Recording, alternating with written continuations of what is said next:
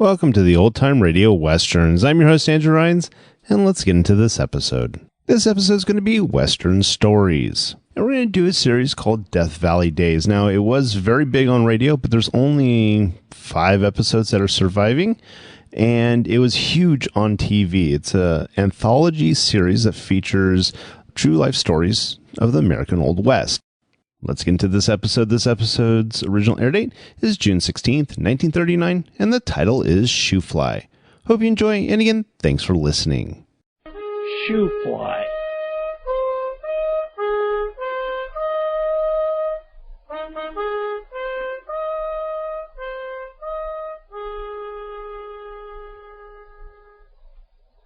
As the old morning bugle call of the covered wagon trains dies away among the echoes, another true story of Death Valley Days is brought to you by the Pacific Coast Borax Company, who give you also the miracle of borax in 3 convenient forms. 20 Mule Team Borax for household use, 20 Mule Team Borax soap chips in the big blue and yellow sunshine box for washing clothes and dishes, and Boraxo for toilet use.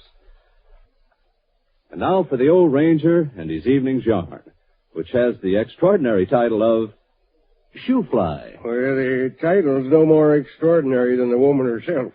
Shoo Fly was a woman? Yes, woman prospector.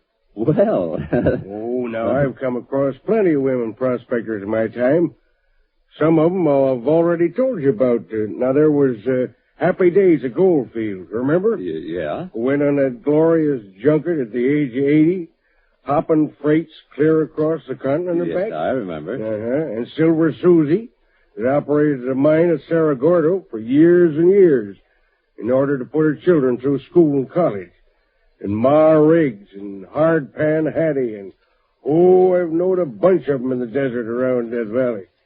But none of them quite like the woman I'm going to tell you about tonight. I can remember perfectly the first time I ever met her. Me and Eddie Granite had come to Independence to file a claim we just located up in the Panamints. As we walked into the county recorder's office, we found him busy with another customer. A smallish woman with sharp eyes and wispy gray hair. And dressed... It's funny how I remember such things. She's dressed in a gray and white calico dress and a black straw hat. To corner monument number 4, thence northwest 300 feet to place of beginning, including all dips, spurs, angles, and variations. This looks all right? Yes, of course it's all right. The name of the mining claim above described is and shall be known as I'm sorry, I can't quite make this out. It looks like Shoo Fly. Yeah? Here's Shoo Fly. Because it expresses my sentiments. You mean, Shoo Fly, don't bother me. Oh, I see. Notice the claim jumpers, eh? Exactly. Well, let's hope they take the hint. They'd better. Located this 21st day of May, 1906. This your signature here? Yeah. There's no other? I got only one name. No, I mean there's no other locator? No. Well.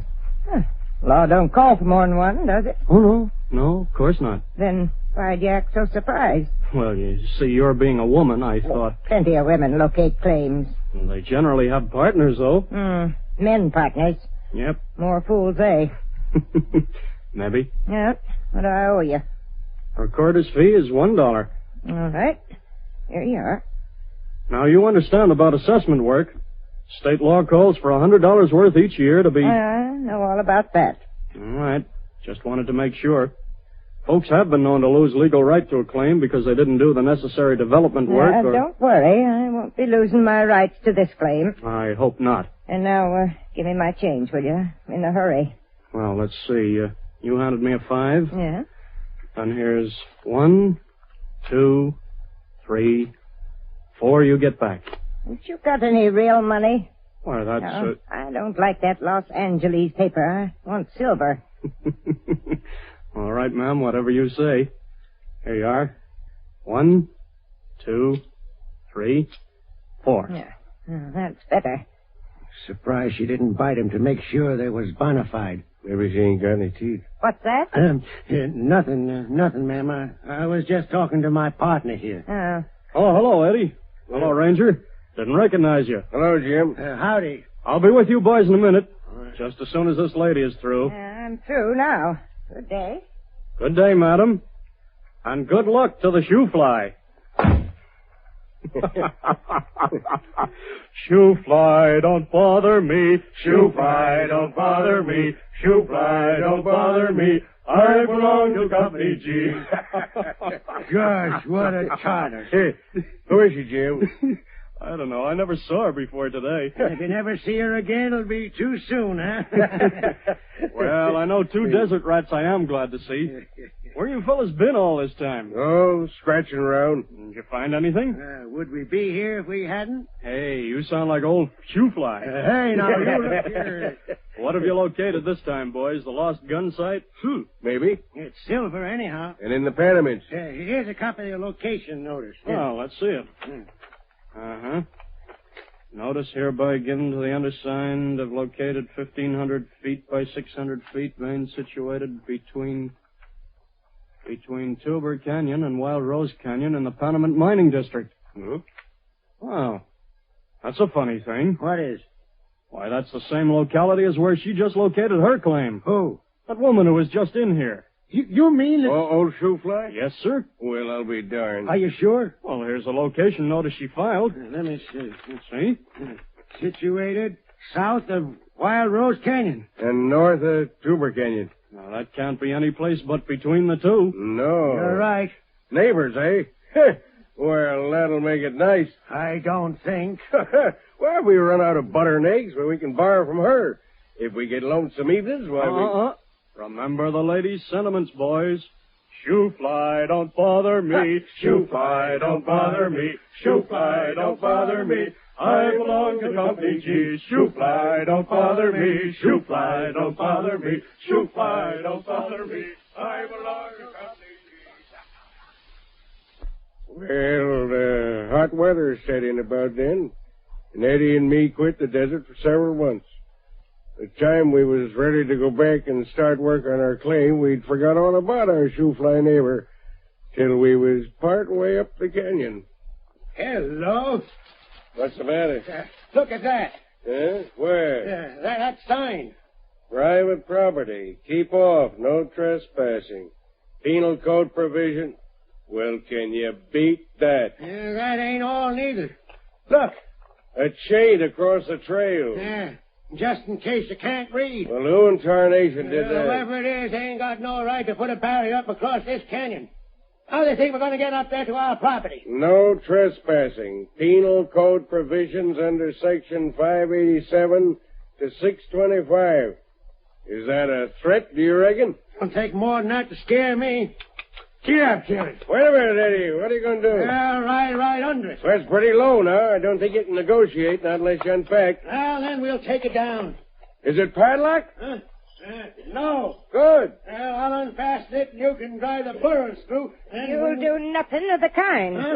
I'm the owner here. Nobody goes through without my say-so. Why, it's her. The Shoo fly woman.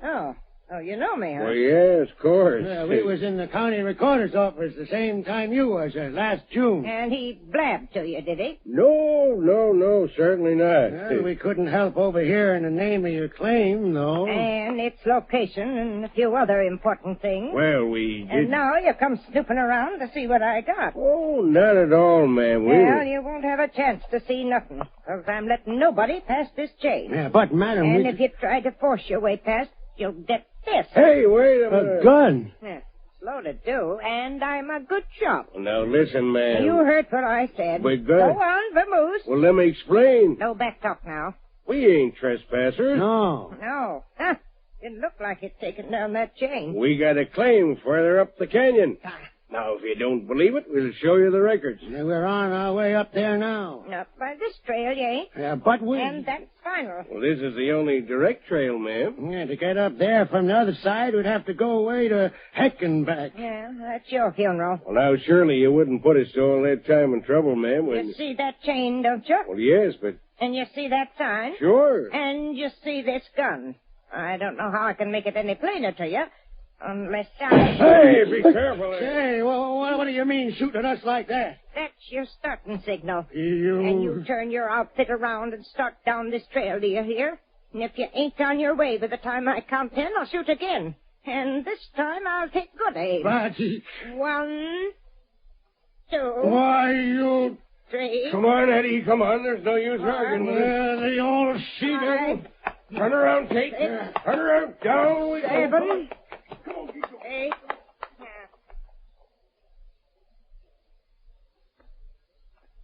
Well, sir, that was the beginning of our troubles with our neighbor Shoofly.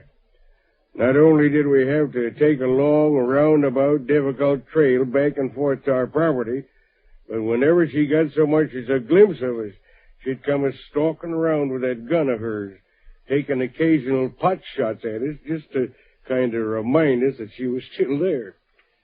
After a couple of months of this, we finally went to the sheriff and complained. It ain't just us, Sheriff. She's got all the prospectors in that region terrorized.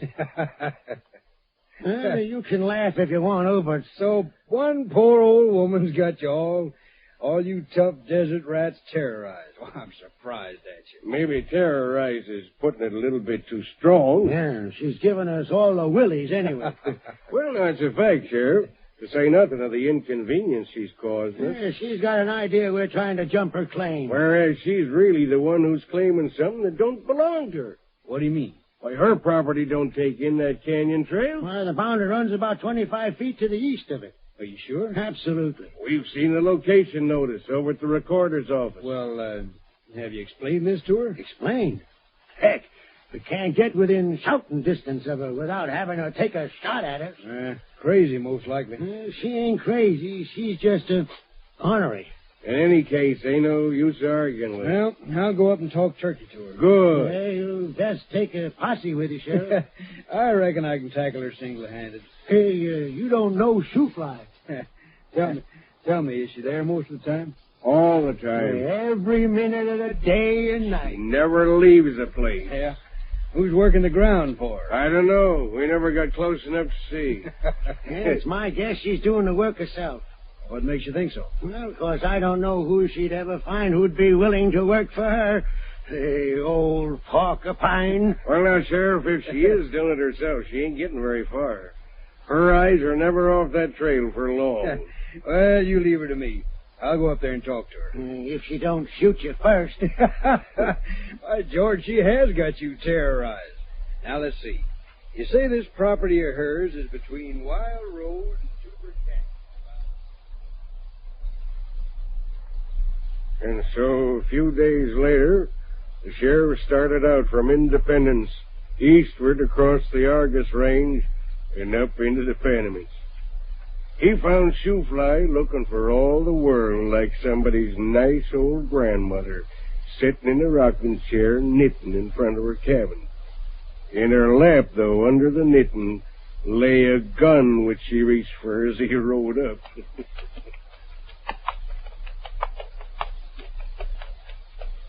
Howdy.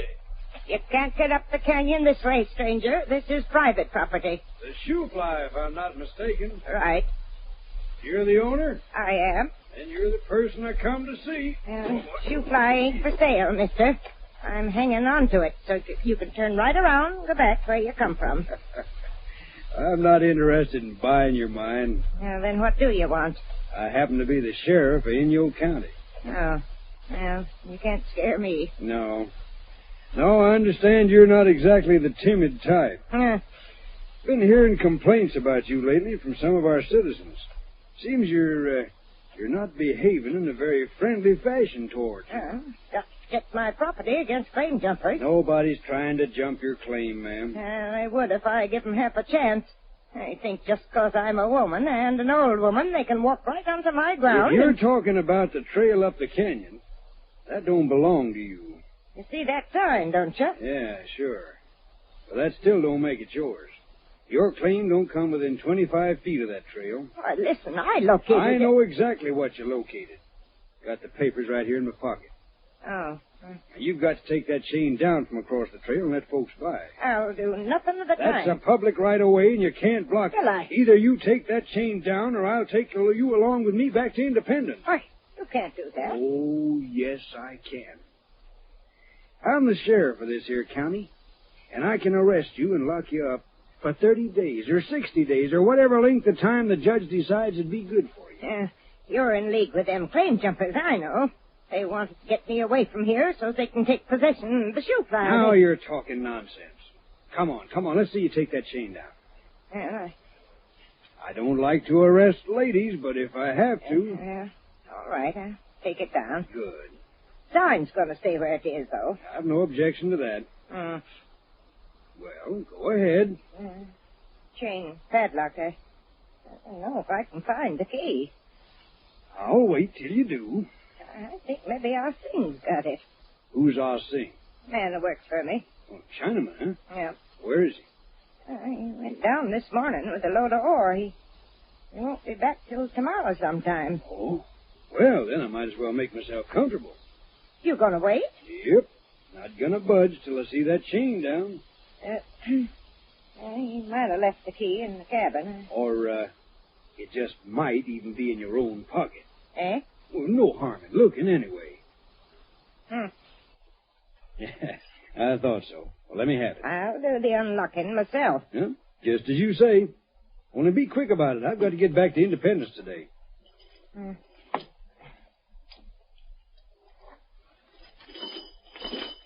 There. Now, you satisfied? I will be if you keep it down. But just let me hear that you put that chain or any other kind of barrier up again, and I'll be paying you another call with a pair of handcuffs. You can't scare me. You nor nobody else. All right, Pinto. Come on, boy. Let's get going. There's nothing that walks on two legs can scare me, even if it does wear a badge. Come on, Pinto. Up this way. That's the boy. Easy now. We'll pay a call on the boys before we go back and tell them everything's fixed up fine. Trail's open. Grandma's busy with her knitting. Hey, hold, boy. Hold. Who fired that shot? I did. Why, you old... I seen a quail up yonder. I thought I'd bring it down for supper. Oh, you did, eh? Quail for supper. Man for breakfast, she means. I got a good mind to go back and... Oh, what's the use? Come on, Pinto. Come on, boy. Oh, easy now.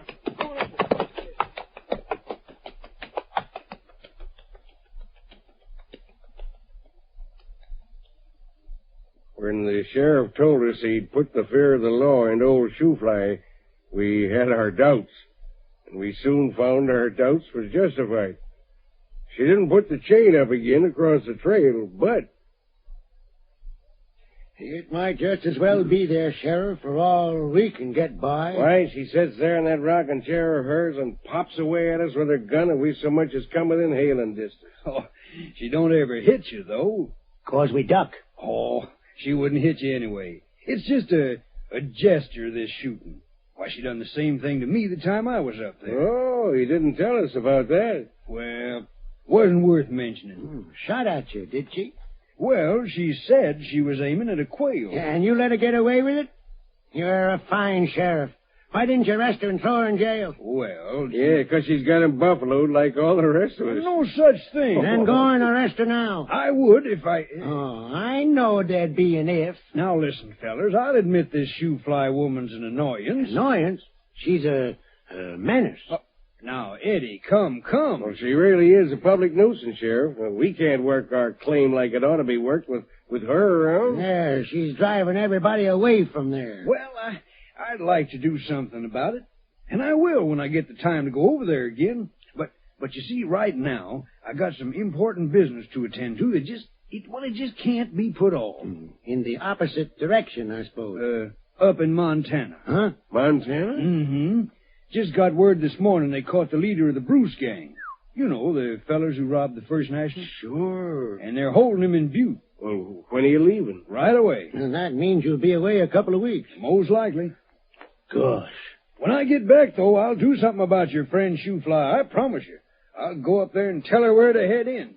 If she hands me any back talk, I'll take it. But by the time the sheriff returned from Montana, There was no getting up into Wild Rose Canyon or getting down from there either.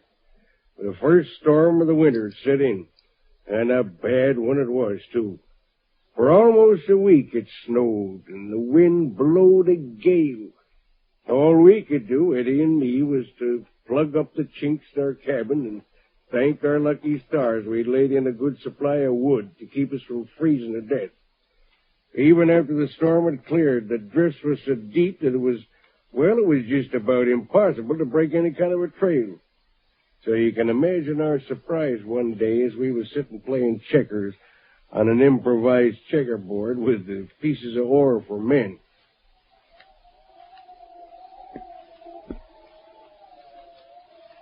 Yes, your move.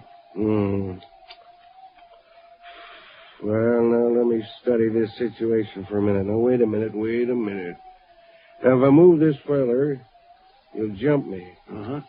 Yeah. Now, on the other hand, if I leave him where he is, well, he'll take... It is somebody knocking. Yes, it is. My gosh, it sounds like... It is. Shoo fly. Yeah. Thank the Lord you're here. I was afraid maybe you'd gone, cleared out before the storm. No, we've been here right along. Come in. Here, let me give you a hand. Well, if you hadn't have been here, I don't know what I'd have done. I couldn't have went back to him. Oh, I couldn't. Pull that chair up for her, Eddie, by the stove there. All right. That's it.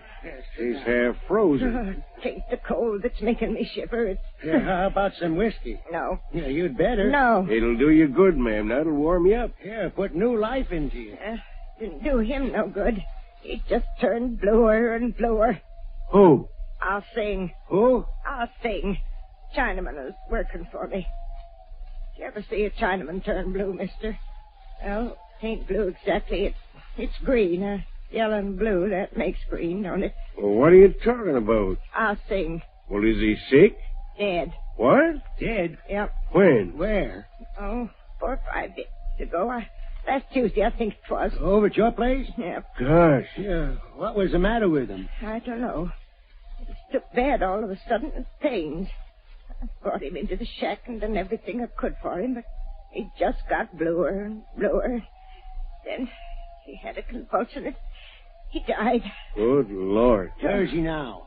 Right where he died, of course. Where do you think? Right where he's been for the past 5 days and 5 nights. Laying on the bunk, just a-staring and a-staring. Well, now, you'd best have some whiskey, ma'am. No. After what you've been through, why? You stayed right there with him all this time? Nothing else I could do. I couldn't get out with the blizzard raging, and I couldn't put him out. No. I didn't have the nerve. 5 days and 5 nights. Snowed in with a corpse. Gosh. It was awful. The nights especially. Storm a-howling outside. Him laid out there so... Oh, I never knowed before what it is to be afraid. I've always said there was nothing in God's world could scare me. But when it ain't in this world, when it's something dead, stiff and staring... You take it easy now, ma'am. Yeah. I try not to think about it. Well, as soon as the storm cleared, I got out. I knowed I couldn't make it all the way to Darwin, but I figured I might be able to make it up here to your place. I don't know how you ever did it with no trail, Brooke. You let me stay here, won't you? Why, of course. Sure. You just make yourself comfortable here for the night. In the morning, we'll all go back up to your place. Not me. All right, then. You can stay here, and Eddie and me will go over and tend to things. I'm never going back there. What? I'll never set foot on that ground again. You mean that I'm quitting. You going to sell out? Oh, sell out or just clear out. I'm all through with the shoe fly. And I'm all through with the Panamints in the desert. Hey, man. Oh, well, now. You may feel different later on. I'm not waiting to find out. I'm going back to Idaho, where I come from, just as fast as I can get there. Well, I'll be. Say, hand me that there bottle, will you, Ranger? Yes, sir. The lady may not want a drink, but I do. Yeah. Here. Did our sing, did he have a wife and children, ma'am? No family at all. Well, for a Chinaman, that's a calamity. He'll leave no descendants. Yeah. Well, I hereby appoint myself his descendant by adoption. to bury him proper, protect his effects, and set off firecrackers in his honor at least once a year. To our Sing, my neighbor and revered ancestor. The program you've just heard is another true story of Death Valley Days. Presented for your enjoyment every Friday evening at this hour by the Pacific Coast Borax Company. Producers of 20 Mule Team Borax for household use, the 20 Mule Team Borax soap chips in the big blue and yellow sunshine box for washing clothes and dishes, and Boraxo for toilet use. The discovery of borax in Death Valley back in the 1880s was an event of far-reaching importance to industries as well as to each individual home in America. So great was the need for this gift of nature that men and mules endured untold hardship to bring the treasure out. The largest wagons ever made were created for the purpose, and strings of 20 mules were trained to answer to the jerk line and jump the traces in rounding the precipitous mountain trails safely with their great loads. So that's the story of where the trademark 20 Mule Team came from. And its presence on your box of soap chips is important to you, because it guarantees that 20 Mule Team Borax soap chips contain enough 20 Mule Team Borax to be of real benefit in cutting grease and grime, dissolving dirt, conditioning your water, whether it's hard or soft, and to make creamy, long-lasting suds. Next week, the old ranger plans to tell you about the telephone operator who had her finger on the pulse of Goldfield for 33 years. The artists featured in tonight's Death Valley Days program were Irene Hubbard, the old ranger John McBride, Milton C. Herman, Frank Butler, and Jeffrey Bryant. This is George Hicks speaking. This is the National Broadcasting Company. Stay tuned. More great old radio classics coming right up on same time, same station.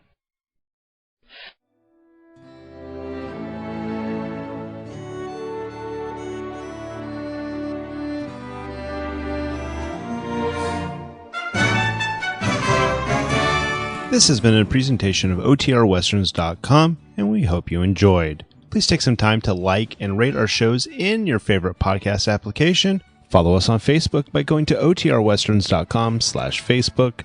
Join in the conversation by going to OTRWesterns.com/Discord. And don't forget to send us an email, podcast@OTRWesterns.com. This episode is copyright under the Attribution Non-Commercial Share Alike copyright. For more information, go to OTRWesterns.com/copyright. Have a great day, and again, thanks for listening.